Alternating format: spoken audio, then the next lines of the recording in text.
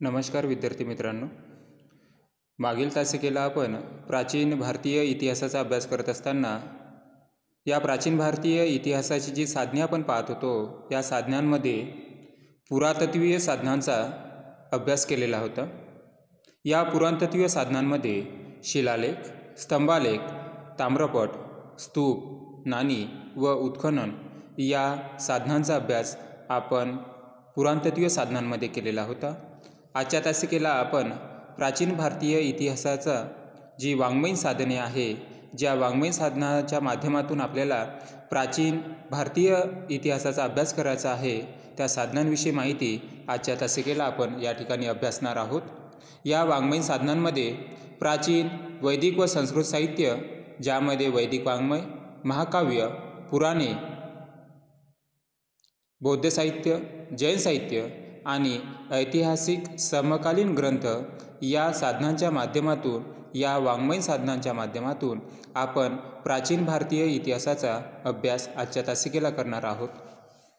सर्वात प्रथम वाङ्मयीन साधनांमध्ये जी प्राचीन व वैदिक संस्कृत साहित्य सांगितलेलं आहे, त्या वैदिक वाङ्मयामध्ये एकूण 4 वेदांबद्दलची माहिती यामध्ये सांगितलेली आहे। ते 4 वेद म्हणजे ऋग्वेद, सामवेद, यजुर्वेद आणि अथर्ववेद हे 4 वेद होय। यापैकी जो पहिला वेद सांगितलेला आहे तो म्हणजे ऋग्वेद। ऋग्वेद हा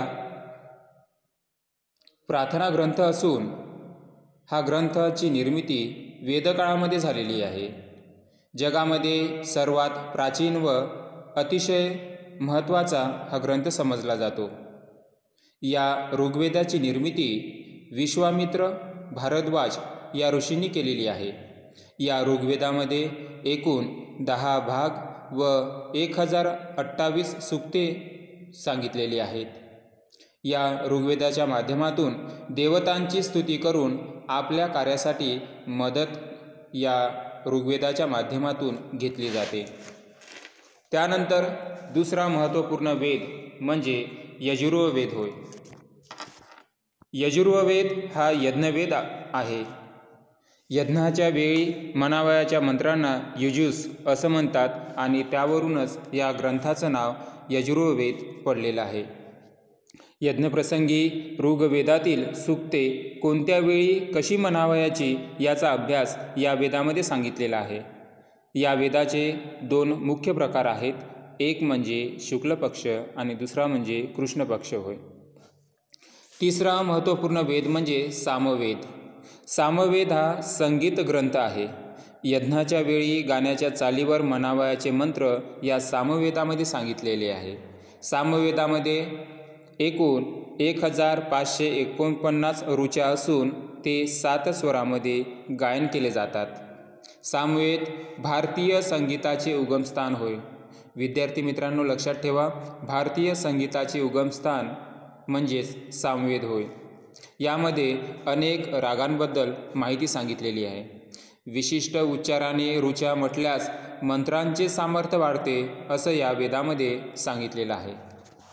त्यानंतर चौथा महत्त्वपूर्ण वेद म्हणजे अथर्ववेद।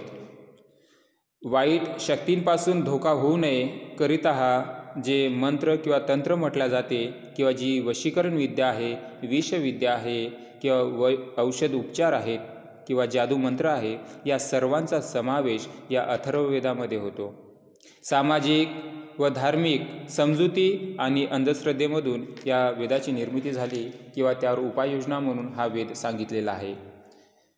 अथर्ववेदामध्ये वशीकरण विद्या सांगितलेली आहे। वशीकरण विद्या म्हणजे वाईट शक्तींना वश करणे होय।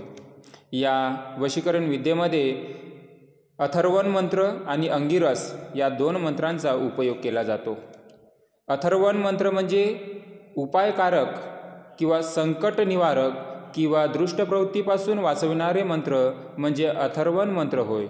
आणि जारणमारण विद्या किंवा अपायकारक उपाय या मंत्रांचा समावेश अंगिरस या वशीकरण विद्येमध्ये केला जातो।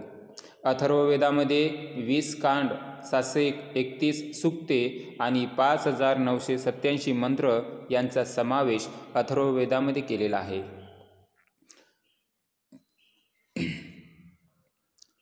प्राचीन व वैदिक संस्कृत साहित्यामध्ये वैदिक वाङ्मयाचा अभ्यास केल्यानंतर त्यामध्येच महाकाव्यांबद्दलची माहितीसुद्धा सांगितलेली आहे। आपल्या सर्वांनी आपल्या बालपणामध्ये रामायण आणि महाभारत आपण पाहिलेलं आहे, जे संस्कृत भाषेमध्ये सांगितलेलं होतं। आणि रामायण आणि महाभारत यामध्ये कशाबद्दलची माहिती सांगितलेली आहे हे आपल्या सर्व विद्यार्थ्यांना माहीतच आहे। ऋषी वाल्मिकी यांनी रामायण लिहिले असून या रामायणामध्ये रामजीवन चरित्र किंवा वृत्तांत सांगितलेला आहे। सोबतच ऋषी व्यास लिखित महाभारतामध्ये कौरव आणि पांडव यांचा संघर्ष सांगितलेला आहे। रामायण आणि महाभारत या संस्कृत साहित्याच्या माध्यमातून तत्कालीन राजवंश, राजनीती, समाजजीवन, रूढी परंपरा, नीती कल्पना याविषयीची माहिती आपणास प्राप्त होते। त्याच पद्धतीने या प्राचीन वैदिक संस्कृत साहित्यामध्ये जे वैदिक वाङ्मय सांगितलेले आहे, ज्यामध्ये 4 वेद सांगितलेले आहे, महाकाव्यामध्ये महाभारत आणि रामायणाबद्दल माहिती सांगितलेली आहे, त्याच पद्धतीने या वैदिक व संस्कृत साहित्यामध्ये पुराणांचा सुद्धा समावेश केला जातो।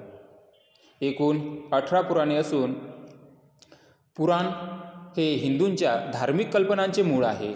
कोणता राजवंश कोणत्या काळात होऊन गेला याविषयीची माहिती आपल्याला पुराणांच्या माध्यमातून प्राप्त होते।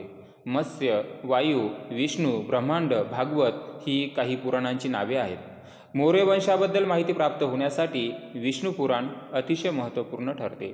तर अशा पद्धतीने या प्राचीन व वैदिक संस्कृत साहित्यामध्ये वैदिक वाङ्मय, महाकाव्य आणि पुराण या 3 महत्त्वपूर्ण साहित्यांचा अभ्यास या वैदिक व संस्कृत साहित्यामध्ये केला जातो। त्यानंतर बौद्ध साहित्य, या बौद्ध साहित्याला किंवा बौद्ध धर्माचा जो धर्मग्रंथ सांगितलेला आहे त्याला त्रिपिटक असं नाव या ठिकाणी सांगितलेलं आहे। या त्रिपिटकामध्ये विनयपिटक, सुत्तपिटक आणि अभिधम्म पिटक या 3 धम्मांबद्दल किंवा त्रिपिटकांबद्दल माहिती या बौद्ध साहित्यामध्ये म्हणजेच त्रिपिटकामध्ये सांगितलेली आहे। जातक कथा, गौतम बुद्धाच्या पूर्वजन्मांच्या ज्या काल्पनिक कथा आहे त्याला जातक कथा असं सुद्धा या ठिकाणी म्हटलेलं आहे। बौद्ध धर्म ग्रंथ जे सांगितलेले आहे ते महत्त्वपूर्ण म्हणजे दीपवंश आणि महावंश हे ग्रंथ होय। हे सिंहली भाषेमध्ये आहेत। या दीपवंश व महावंश या बौद्ध ग्रंथामध्ये या सिंहली भाषेमध्ये जो इतिहास सांगितलेला आहे तो लंकेचा प्राचीन इतिहास सांगितलेला आहे। सम्राट अशोक व त्याच्या वंशाबद्दलची माहिती आपल्याला दीपवंश व महावंश या सिंहली भाषेमध्ये असलेल्या बौद्ध ग्रंथावरून आपल्याला माहिती मिळते। त्यानंतर जैन साहित्य, आचार्य हेमचंद्र लिखित परिशिष्ट पर्व यामध्ये महावीर जैन व त्यावेळेचे जैन राजे याविषयीची माहिती आपल्याला परिशिष्ट पर्व या जैन साहित्यातून प्राप्त होते। अशोकाचा नातू संप्रती व त्याचे वंशज यांच्याविषयीची माहिती आपल्याला जैन ग्रंथामधून प्राप्त होते।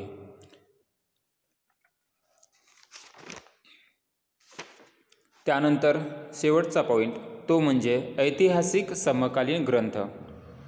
प्राचीन भारतीय इतिहासाचा अभ्यास करत असताना जे समकालीन किंवा ऐतिहासिक ग्रंथ सांगितलेले आहे त्या ग्रंथामध्ये राजतरंगिणी, अर्थशास्त्र, हर्षचरित आणि मुद्रा राक्षस यासारख्या मुख्य ग्रंथांचा समावेश होतो। राजतरंगिणीबद्दल माहिती पाहत असताना कल्हण याने राजतरंगिणी हा ग्रंथ लिहिलेला आहे। ऑब्जेक्टिव्हमध्ये प्रश्न विचारतात की राजतरंगिणी ग्रंथ हा कोणी लिहिलेला आहे, तर त्यावेळेस लक्षात ठेवायचं की कल्हण याने राजतरंगिणी हा ग्रंथ लिहिलेला आहे। या ग्रंथामध्ये प्राचीन काळ ते 12वे शतक पर्यंतचा जो काश्मीरचा इतिहास आहे तो काश्मीरचा इतिहास कल्हण लिखित राजतरंगिणी या ग्रंथामध्ये सांगितलेला आहे। ऑब्जेक्टिव्हमध्ये प्रत्येक वेळेस विचारला जाणारा हा प्रश्न आहे की काश्मीरचा इतिहास कोणत्या ग्रंथामध्ये सांगितलेला आहे, तर त्यावेळेस लक्षात ठेवायचं की राजतरंगिणी या ग्रंथामध्ये काश्मीरचा इतिहास सांगितलेला आहे। त्यानंतर कौटिल्य याने अर्थशास्त्र हा ग्रंथ लिहिलेला आहे। हा ग्रंथसुद्धा कशावर आधारित आहे हे सुद्धा ऑब्जेक्टिव्हमध्ये विचारले जाते। तर अर्थशास्त्र हा ग्रंथ कौटिल्य याने लिहिलेला असून तो राजनीतीवर आधारित आहे। या अर्थशास्त्र या ग्रंथामध्ये मौर्यकालीन शासन पद्धती, कायदे, सामाजिक जीवन, आर्थिक स्थितीचं वर्णन या अर्थशास्त्र या ग्रंथामध्ये केलेलं आहे। त्यानंतर हर्षचरित हा ग्रंथ बाणभट्ट यांनी हर्षचरित हा ग्रंथ लिहिलेला आहे. सम्राट हर्षवर्धनचा संपूर्ण जीवन वृत्तांत बाणभट्टांनी हर्षचरित या ग्रंथामध्ये सांगितलेला आहे. त्यानंतर नंबर 4 मुद्रा राक्षस हे जे नाटक आहे हे विशाखा दत्त यांनी लिहिलेलं आहे. नंदराजाचा पराभव करून चंद्रगुप्त मौर्याला गादी मिळवून देण्याच्या कामामध्ये कौटिल्याने नंदाचा मंत्री राक्षस याची कशी मदत घेतली याचा इतिहास अभ्यास आपल्याला या मुद्रा राक्षस या नाटकामध्ये किंवा साहित्यामध्ये प्राप्त होते.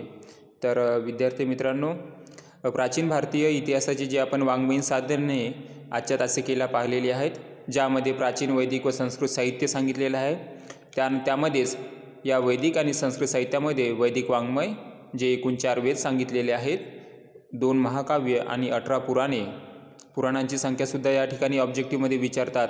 तर 18 पुराणे हे आपल्या लक्षात असलं पाहिजे.